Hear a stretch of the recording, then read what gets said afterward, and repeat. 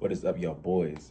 So I actually just did learnings on all my winning ads, and I actually found some really impactful things. This isn't even really an update video.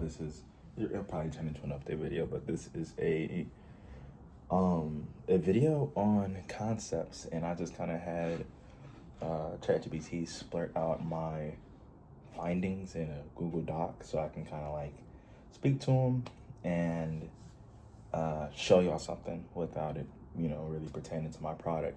One thing I do want to say in terms of updates, bro, yesterday I put like 5 ads into the account. Like most of them were VSLs, but 2 of them were some UGC concepts that were really top of funnel. So I put them in my top of funnel campaign, and I accidentally hit initiate checkout for one of the objectives for the ad set. Bro, I woke up this morning at 9 o'clock. It had already spent $850. I only had like 4 sales for on an initiate checkout campaign. So of course I wasn't getting sales.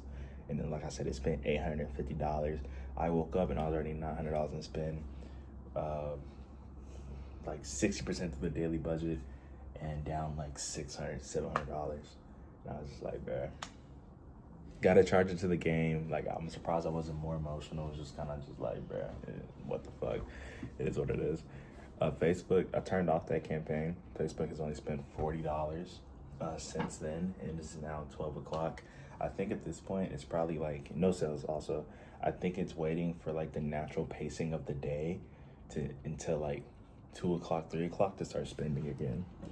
But yeah, that was unfortunate. That was ass as fuck. And at this point, I'm kind of like ate through my profits from the weekend. I think I still have like $1,500, but still, like we went from being like 25% on the month to now we're probably like 14% on the month net margin. So that's kind of ass, but it is what it is. Yeah, I had just looked and like did the I got my customer service rep doing the bookkeeping, and we've done like 25K so far this month, slower pace than last month, 25K this month, and like that's like 20% margin. But this is what I found out when it came to my ads. I'll give y'all some backstory. So I had one ad that scaled me up to 100K last month. That ad died out. I started making more ads around with the same winning mechanism. These are VSL ads, by the way, but with the same winning mechanism. And now that I've found out, it was the same like mini desire. And that's why like all my CPMs are higher, and that's why like I can't find another scalable ad, because like I unknowingly tapped into a desire to make my first 30K profit and 100K month. So now that I've kind of gotten to this point, I'm realizing a lot of the ads that I'm scripting are kind of me just changing out authority figures, but saying the same overarching method.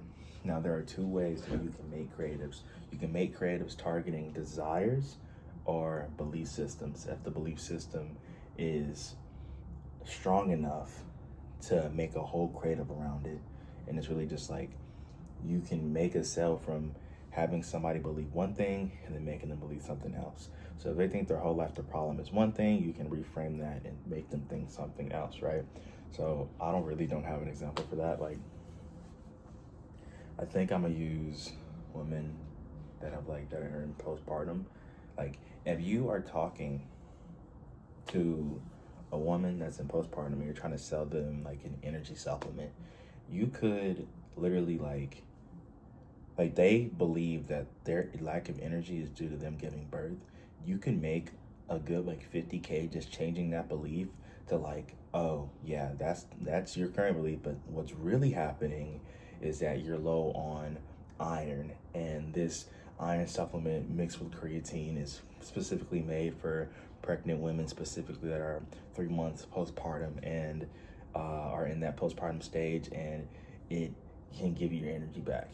So like changing their belief from, oh, I'm tired just because of postpartum, to, oh, I'm really tired because I lack iron, so I probably need to get this, and plus whatever SOP that it has, and oh, because it's in tablet form, it's a consumable, and it allows you to get all of the consumption of the iron, or oh, it's an iron oil where it seeps into your skin and you put it all over your body like lotion, and it seeps into your skin and you feel rejuvenated, you look healthier, you look that, whatever.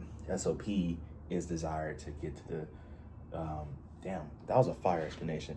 Okay, so I think I'm gonna share this loom. Bro, I just realized, I guess we already had to end this video. So, this is how to, create more winning angles. It's for VSLs, but we'll just say angles in general when you feel like you're out of ideas. All right, so this is not create a block. I'm really just reading out to y'all, but it's usually a signal that you exhausted a single desire or a belief pathway. So this is how we can like reframe and create more. So I'm really reading this for the first time. I don't really know how to spit out this information. Most ads fatigue is not due to an ad structure, format, or delivery method. It's due to repeating the same emotional desire, entering the same belief door, and assuming success equals more variations of the same thing. So that's kind of what I was speaking to. And that's kind of the trap that I fell into myself. I was just pumping out the same belief system, the same desire, and hoping that I was going to continue printing more money, when I had a winning mechanism or like a winning logic form for changing belief systems, but I didn't like attack different emotional states and emotional desires. And yeah, shit, I just read it out, boy. All right, so winning angle equation: winning angle equals belief shift plus desire frame plus mechanism access. Damn, this is low-key a crazy document. I kind of cooked up. A myth or misunderstanding your market holds about the problem. That's what I was talking about earlier with the postpartum women. All right, desire frame: the emotional or social outcome the buyer is trying to achieve. Okay, so that's okay. And then boom, why it works. Okay, what we got in here, bitch? The fuck, is this my shit? Do I have to blur this out? I don't give a fuck. I'm gonna. Oh, wow. We're gonna edit that shit out, bro. They just tried to hold me, dog. This is like literally the shit that I just planned to do. All right. Oh, wow. So right here, just talking about different points of accessing beliefs in like different ways, I guess. But I think that's really like it for the VSL, or just for like how to create more angles. And I'm gonna give y'all an example again with postpartum women in a moment, but like it literally shows you how to apply this framework. You take one desire, you choose a belief that you need to break, and then you just like talk to that desired outcome, and then you can just plug it into whatever structure that you have, right? So let me see, final note. I'll say this like I'm reading out. I'll say a lot of us, we're not short on creative ideas. We're just standing in the same room too long. And when you walk through a new desire or belief door, you enter a new market conversation. And that's the move that keeps scaling. This framework gives you a way to re-enter that conversation without needing to rebuild your product, delivery style, or core offer. So a lot of the times you might think our product's dead or we need to move on, but it's just that we've been in the same like creative tone for too long, and we need to change up that creative tone so we can penetrate new markets and refresh CPMs and refresh our CPAs and all those things, right? And that's also why, like, when you're testing angles, this is kind of what it means to test angles, is to take a combination of desires and reframing different desires, and also finding the common core belief amongst the whole audience demographic or avatar size to break, and then taking that broken belief system and applying it to different emotional desires. All right. Damn, that was low-key a fire vid, bro. I'm not gonna lie. This is low-key like hella saucy. And that's why I really wanted to pick up the camera and just like kind of document this moment, because you kind of can tell like I'm about to have a whole nother creative push to kind of hit a new level of scale. And I also read this out because this is, so like for my situation, I scaled to 100K and then I kind of capped myself. That's because the desire I was targeting, I kind of like, what I'm saying, it needs to be refreshed. So to talk about the postpartum women again, like, yeah, you can just sell the surface level belief of like, oh, I'm low on energy, da da da da da, right? You can probably scale that to 100K, 200K, just by reframing the belief. But then, yeah, you just make 200K, but that's going to die out at some point. What you then need to do is attach that belief to different emotional desires to scale to the next point. Now, the examples of that would be like, okay, the postpartum woman might want to, I don't know, like she might have other kids, right? And she wants to be able to like have energy to spend time with the rest of her family, but she's like so tired due to her postpartum that, and she has the one baby and she feels like she's not present for her kids anymore. So her emotional transformation would be like having the energy to interact with the kids, right? But she's just thinking like, oh, I'm just postpartum, it is what it is, I gotta wait it out.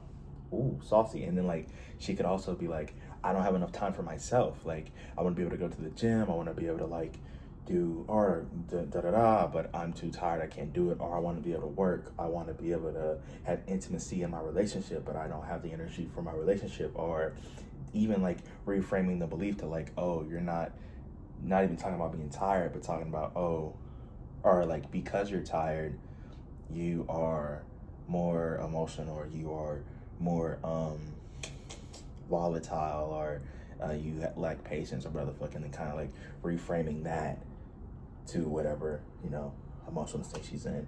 And all this is a testing game, you know what I'm saying? That's why like you just gotta like put in the reps, keep testing, keep going, and let's see what makes sense and what works out. But when it comes to creating creative concepts, and this is a lesson on marketing in itself when it comes to like dropshipping and e-com.